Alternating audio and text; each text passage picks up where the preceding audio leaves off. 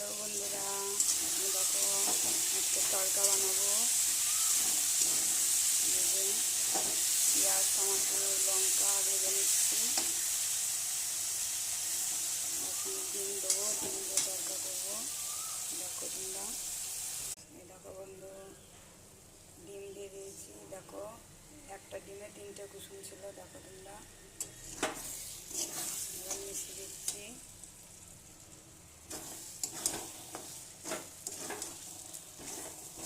তোমরা এরকম করে তড়কা বানাও না অন্যভাবে বানাও, কমেন্ট করে জানিও। আলাদা ডিমটা মানে ভুজিয়া করে নাও, আমি ওইভাবেও করি। আবার আজকে ভাবলাম যে একটু আলাদাভাবে করি, এর সাথে দিয়ে দিলাম। আলাদা করে ডিমটা ভুজিয়া করে রাখি, সেটাও করা হয়। আজকে ভাবলাম অন্যরকম করে করি।